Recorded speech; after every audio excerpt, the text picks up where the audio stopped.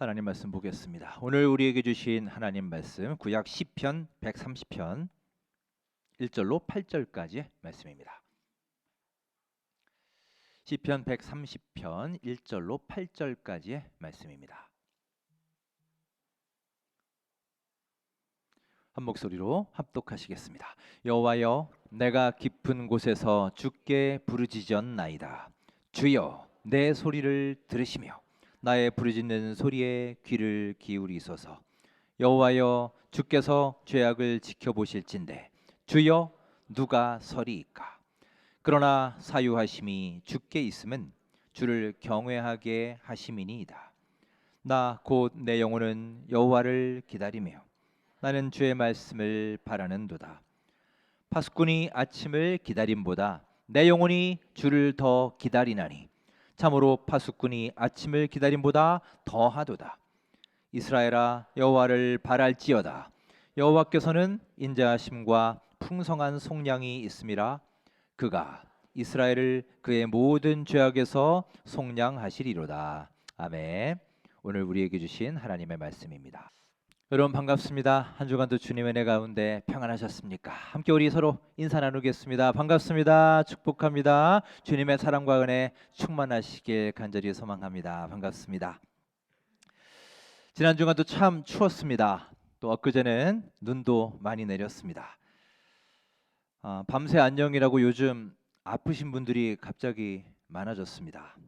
그것도 뭐 감기 이런 게 아니라 크게 아프신 분들, 중환자들이 많네요. 입원하신 분들이 지금 매주 나오고 있어서 마음이 참 무겁습니다. 원래 이번 주에는 오늘 이 말씀을 전하려 한 것이 아니라 다른 설교를 준비하고 있었습니다. 목요일까지 거의 준비를 마쳤는데 이렇게 아프신 분들 또 다치신 분들 소식이 계속 들려오고 또 기도 제목이 들어오는데 여러모로 괴로움과 낙심 중에 있는 분들의 기도 제목들을 여러분 받았습니다. 그래서 좀 더 현실에 맞는 말씀을 준비하는 게 좋을 것 같아서 주제를 바꿨습니다. 우리가 서로 인사를 나눌 때 보통 요즘 잘 지내세요? 요즘에 어떻게 지내시나요? 이렇게 인사를 하죠. 그럼 보통은 우리 어떻게 대답하나요? 네, 잘 지내요. 이렇게 답을 하죠. 잘 못 지내도 그렇게 대답을 합니다. 그래야 안 그러면 또 말을 길게 해야 되니까요. 하지만 간혹 아유 말도 마세요. 요즘 아주 죽겠어요. 이렇게 말하는 사람도 있죠. 그러면 우리는 참 많이 힘드신가 보다. 웬만하면 그냥 좋다고 할 텐데 저렇게 힘들다고 하는 거 보면 참 많이 어려운 상황인가 보다. 이런 생각이 듭니다. 미국에 있을 때도 비슷합니다. 서로 인사를 하는데 보통 만나면 How are you? 잘 있었어요? 이렇게 인사하죠. 그럼 대부분은 How are you 하면 어떻게 답하나요? Fine, thank you, and you 이렇게 답하죠. 초등학교 때부터 배웠습니다. 근데 어느 날 저도 그리 인사를 하는데 친구 한 명이 제가 How are you? 그랬더니 생전 처음 듣는 대답을 하더군요. Not great, 별로 안 좋아. 그러더니 이어서 I hit rock bottom 이럽니다. 처음에는 이게 무슨 말인지 몰라서 옆에 친구한테 물어봤어요. 이게 무슨 뜻이냐? 그랬더니 영어 표현 중에 관용구로 hit rock bottom이라는 표현이 있습니다. 직역하면 hit은 친다는 거고 rock은 바위고 bottom은 바닥이죠. 그러니까 직역하면 바위에 바닥을 치다라는 뜻이에요. 즉 최저 수준, 뭐 경제 용어나 혹은 주식에서 말하는 최저가를 뜻합니다. 즉 I hit rock bottom 그러면 나 요즘 정말 최악이야. 요즘 아주 나 바닥치고 있어. 더 이상 안 좋을 수가 없어. 뭐 이런 뜻입니다. 아마 그 친구가 굉장히 그때 힘들었나 봅니다. 그런데 원래 이 표현이 어디에서 나왔느냐? 우리 생활 속에서 나온 말입니다. 혹시 여러분 물에 빠져 보신 적이 있으신가요? 뭐 수영장이든 바다이든 내 키보다 훨씬 깊은 곳에 물에 빠져서 정말 목숨이 위태로운 상황, 숨이 꼴딱꼴딱 넘어가는 그런 경험을 하신 분이 있으시다면 그 상황을 생각하시면 될 겁니다. 자, 물에 빠졌습니다. 생각해 보세요. 막 허우적거리면서 뭐든지 잡으려고 발버둥을 치지 않겠습니까? 하지만 아무리 발버둥을 쳐도 방법이 없습니다. 속절없이 밑으로 가라앉습니다. 아, 내가 이렇게 죽는구나. 절망의 그림자가 점점 들이오는 그 위태로운 순간, 발끝에 뭐가 탁 닿는 느낌이 듭니다. 아무래도 거기가 바닥 같습니다. 얼마나 반가울까요? 자, 그러면 우리는 어떻게 해야 되겠습니까? 이제 마지막 기회입니다. 여기서 차고 올라가지 못하면 그냥 죽는 겁니다. 드디어 살아날 수 있는 일말의 희망이 생겼습니다. 그래서 발을 딛고 온 힘을 다해 위로 솟구쳐 올라가는 거예요. 이게 바로 바닥을 치는 경험입니다. 그리고 여기서 나온 말이 hit rock bottom, 바닥을 친다라는 말입니다. 여러분, 우리도 하루하루 살면서 이렇게 바닥을 치는 경험을 할 때가 있지 않으신가요? 참으로 괴롭고 힘든 일입니다. 요즘 경제가 너무나 어렵죠.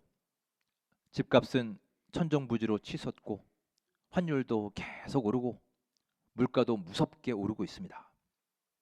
사람들은 궁금해합니다. 지금 우리나라의 상황이, 또 나의 상황이, 우리 가정의 상황이 과연 바닥을 친 것일까? 아니면 더 내려갈까? 조금만 참고 기다리면 우리 가정도 회복될 것이고, 직장도 나아질 것이고, 우리 사업도 회복될 것이고, 내 삶이 좀 나아질 것인가? 궁금해하면서 또 희망을 가져봅니다. 또한 질병으로 고통받는 분들은 건강의 문제로, 또 우리 자녀들의 문제로, 인간 관계의 문제로, 이런 여러 현실의 문제들에 부딪힐 때 우리는 마치 깊은 물속으로 빠져들어가는 절망 가운데 사는 것처럼 그런 삶을 살기도 합니다.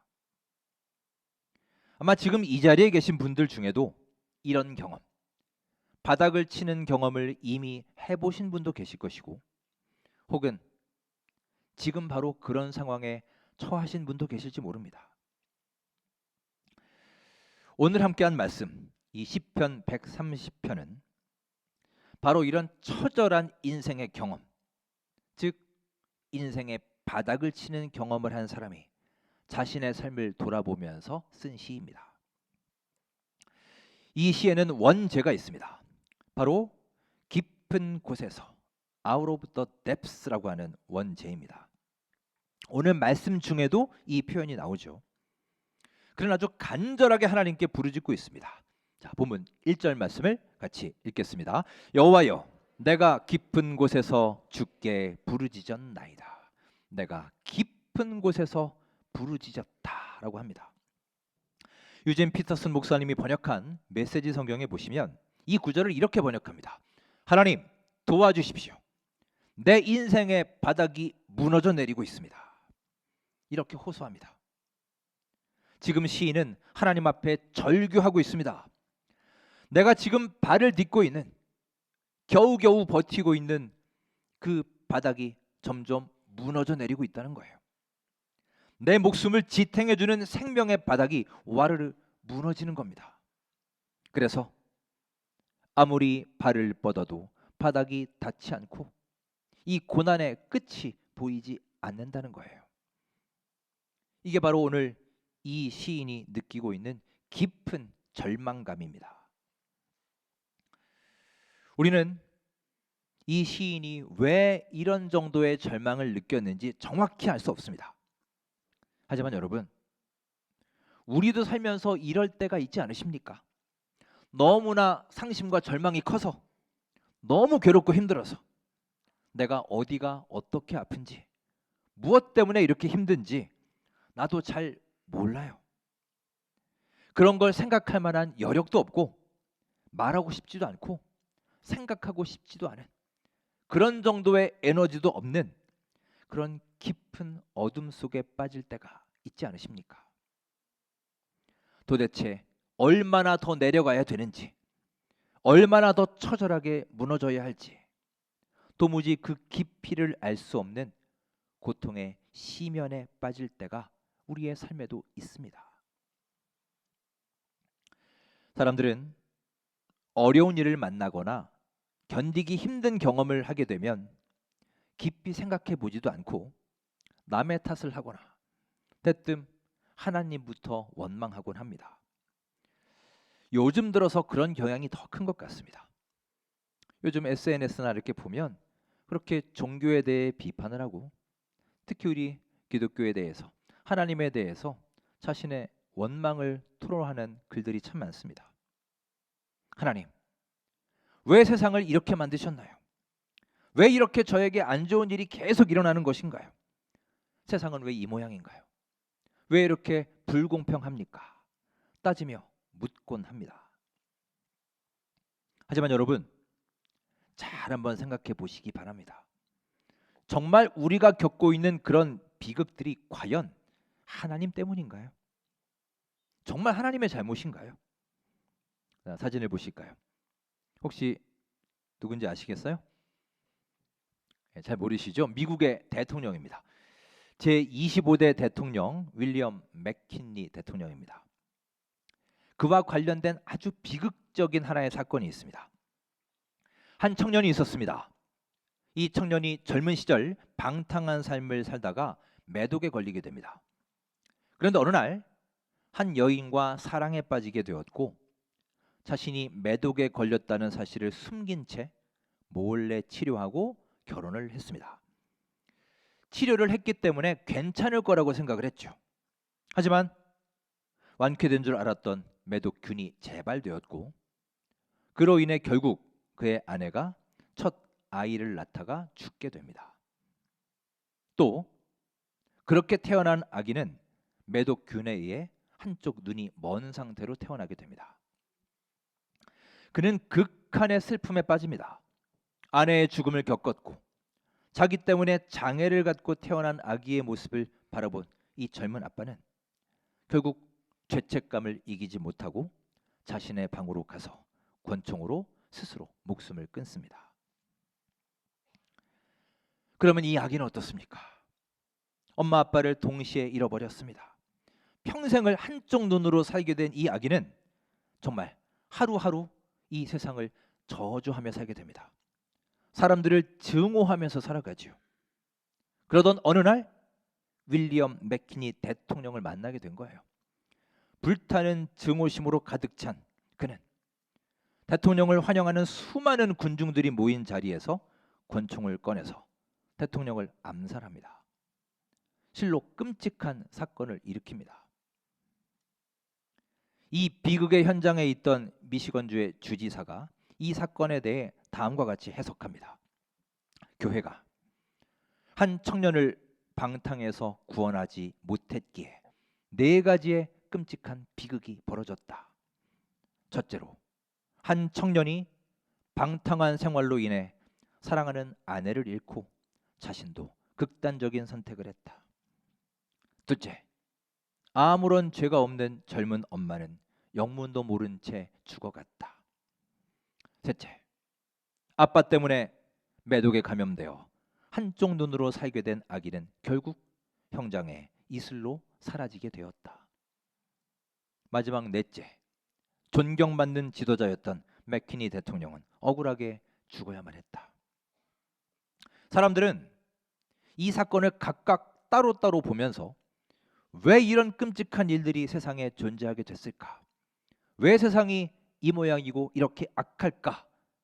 생각하고 원망도 하지만 사실 여러분, 가만히 이 사건들을 따지고 보면 한 사람의 젊은 시절의 방탕한 삶이 이렇게 여러 사람을 불행하게 만들 수 있다는 사실을 깨닫게 됩니다.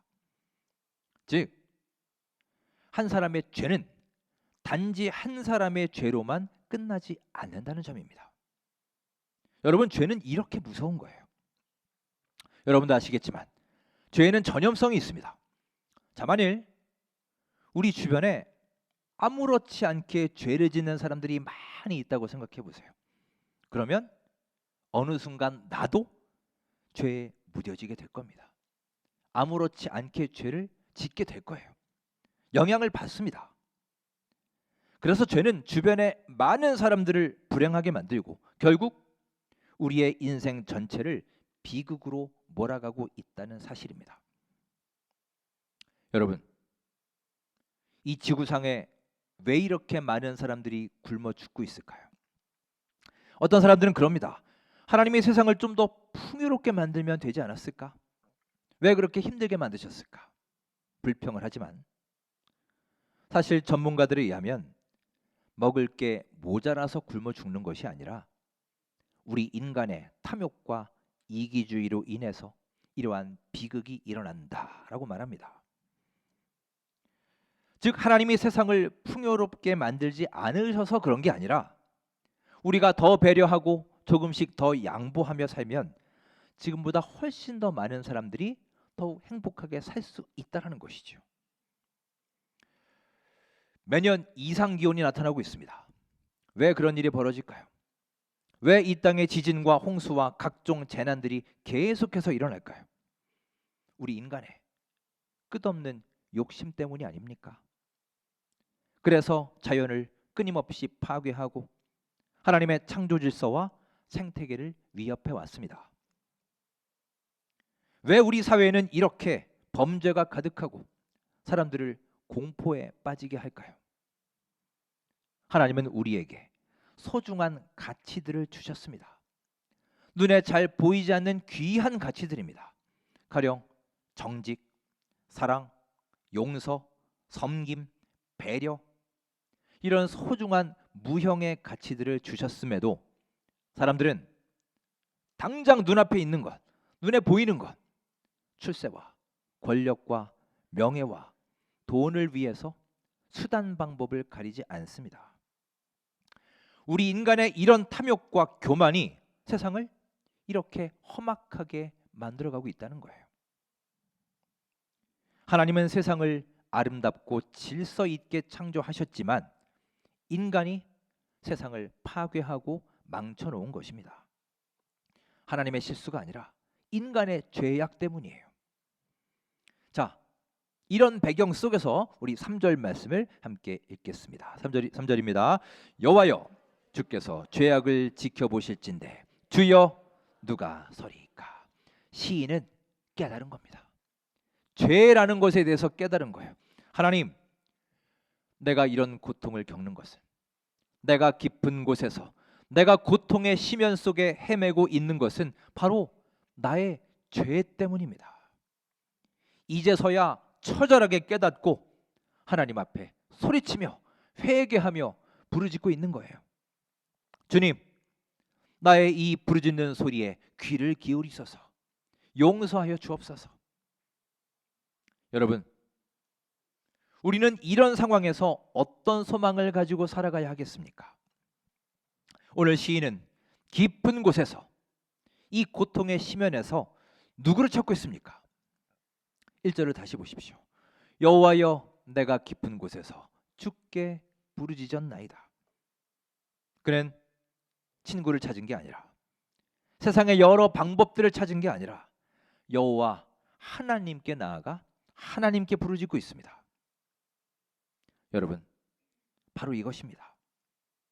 이 시인의 절규와 같이 하나님을 이렇게 애타게 찾으며 부를 때 죽은 자도 살리시고 불가능을 가능케 하시는 우리 용서와 사랑의 하나님께서 여러분과 저의 그 외침을 경청하시고 절망의 상황을 회복시켜 주시며 우리의 상한 마음을 치료해 주실 것이다. 이 희망을 가지고 우리 모두 주님을 바라보며 하루하루 살아가야 할 줄 믿습니다. 우리는 극심한 현실의 고통에 직면할 때가 많이 있습니다. 우리가 처한 현실은 결코 만만하지 않습니다. 언젠가는 바닥에 닿겠지 기대하며 꾹꾹 참았지만 정말 한도 끝도 없이 빠져들어가며 출구가 보이지 않습니다. 하지만 여러분, 여기서 놀라운 반전이 일어납니다. 자, 본문 5절 6절 말씀 함께 읽겠습니다. 나 곧 내 영혼은 여호와를 기다리며 나는 주의 말씀을 바라는도다. 파수꾼이 아침을 기다림보다 내 영혼이 주를 더 기다리나니 참으로 파수꾼이 아침을 기다림보다 더하도다. 아멘. 하나님을 기다리는 우리의 모습을 파수꾼에 비유했습니다. 여러분 혹시 파수꾼이 되어 보신 적이 있으십니까? 아마 우리 남자분들은 군대 가서 다 보초를 서 보셨을 것입니다. 요즘에 날씨가 굉장히 춥지요. 겨울에는 밤새 혹독한 추위와 싸우고, 여름에는 찌른 듯한 더위와 배고픔과 졸음과 싸워가면서 보초를 서고 파수를 서야 할 때가 있습니다. 얼마나 힘들고 얼마나 고통스러울까요? 정말 그 1분 1초가 너무나 길게 느껴지지 않겠습니까?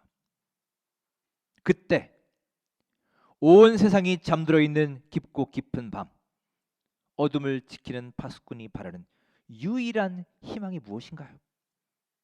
빨리 동이 트고 해가 떠서 아침이 되고 돌아가 쉬는 것 아니겠습니까?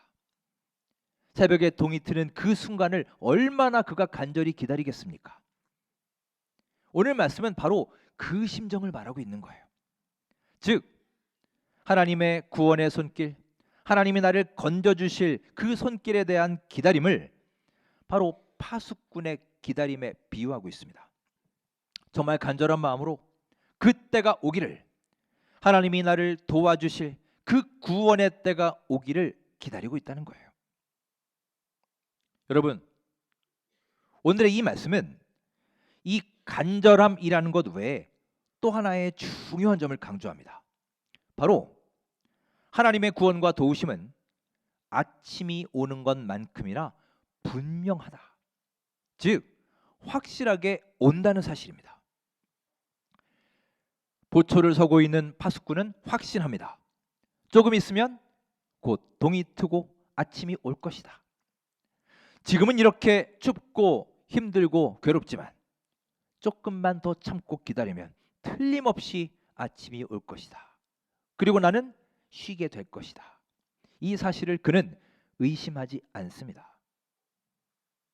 만약에 그가 그것을 믿지 못한다면, 아침이 올 것이라는 것에 확신이 없다면 그가 어떻게 파수를 설 수 있겠습니까? 그는 확신합니다. 다만 아침이 올 때까지 기다리고 버티는 게 힘들 뿐이에요. 그래서 간절히 그때가 오기만을 기다리며 인내하고 있는 것입니다. 따라서 여러분, 우리가 아침을 보기 위해 할 수 있는 유일한 일이 무엇입니까? 바로 지금의 이 어두움을 견뎌내는 것입니다. 아무것도 하지 않고 정신줄 내려놓고 그냥 무작정 버티기만 하는 것이 아니라 아침이 곧 밝아올 것이다. 틀림없이 아침이 올 것이다. 확신을 가지고 지금 내가 해야 할 일에 최선을 다해서 열매를 맺어가는 삶입니다. 사랑하는 여러분, 하루하루가 참 힘드시지요. 요즘에는 매일매일을 살아가는 것이 아니라 살아내는 것이란 말이 있습니다. 참으로 그렇게 인내하며 살아야 합니다. 앞도 보이지 않고 바닥도 느껴지지 않고 계속 아래로 추락하는 것 같고 깊은 수렁과 같은 하루하루가 이어지고 있지 않으신가요? 그래서 우리는 어느 순간 의욕도 잃어버리고 꿈도 포기하고 내가 할 일에 대해서 거들떠보지도 않고 그냥 저 멀리 수평선만 바라보며 언제나 동이 트려나 발만 동동 구르며 그저 기다리고 있다면, 여러분, 우리가 그런 자세를 갖고 있다면 우리는 새벽을 맞을 자격이 없는 사람입니다. 여러분 기억하십시오. 매일매일 아침이 밝아오는 것처럼 새벽이 다가오고 동이 트는 것처럼 우리 주 하나님의 구원의 손길은 어김없이 반드시 올 것이라는 확신을 가지고 소망 가운데 살아가는 우리 모두의 삶이 되시기를 주의 이름으로 축원합니다. 제가 원천교회 부임했을 때 이제 8년 전인데요. 저희 큰아이가 초등학교 1학년이었습니다. 우리 교회에도 이제 저와 비슷한 또래의 집사님들이 많이 계신데 이미 그분들 자녀들이 그때 다 뭐 대학생이고 군대 가고 그러더군요. 그러니까 제가 좀 많이 늦었죠. 그 청년들을 보면서 당시에 저도 모르게 이런 말이 나왔습니다. 아이고, 나는 언제 저만큼 키우나? 언제 키워서 대학 보내나? 그러면 옆에 계신 집사님들이 지금처럼 이렇게 웃으시면서 그러십니다. 애들 금방 커요. 조금만 있으면 금방 그날이 와요. 그랬었는데 어느덧 정말로 아이들이 쑥쑥 커서 이제 키도 비슷해지고 요즘엔 아이들 보면 좀 징그러워졌습니다. 여러분, 비록 지금은 어둡고 암울하고 아무 소망이 보이지 않는 깊은 곳에 있을지라도 그날은 꼭 온다는 사실을 믿으시기 바랍니다. 파수꾼에게 아침이 밝아오는 것처럼 지금의 이 힘든 과정을 이겨내면 우리 주 하나님의 때, 주님의 구원의 날, 도움의 때는 반드시 온다는 것을 믿고 담대하게 살아가십시오. 여러분, 하나님은 지금 이 순간에도 불꽃 같은 눈으로 나를 바라보고 계시고 나를 위해 열심히 일하고 계십니다. 어둠의 깊은 터널에 있을 때에도 주님의 구원의 손길은 여러분을 향해 움직이고 계십니다. 바닥이 없는 깊은 수렁으로 계속 빠져들어갈 때도 하나님은 나를 건져내시기 위해 일하고 계셨습니다. 지금도 삶의 고난을 겪고 있는 우리에게 주님은 말씀하십니다. 내가 깊은 곳에서 나에게 부르짖을 때 내가 너의 손을 잡아줄 것이고 내가 바닥을 차고 힘차게 솟아오르도록 내가 너를 인도할 것이다. 그러니 절대 낭망하지 말아라. 여러분, 이 능력의 주님을 믿으시고 소망을 가지십시오. 여러분의 눈앞에 곧 펼쳐질 찬란한 아침을 기다리며 오늘도 주님 앞으로 나아가 참된 위로를 얻으시는 우리 모두의 복된 삶이 되시기를 주님의 이름으로 축원합니다.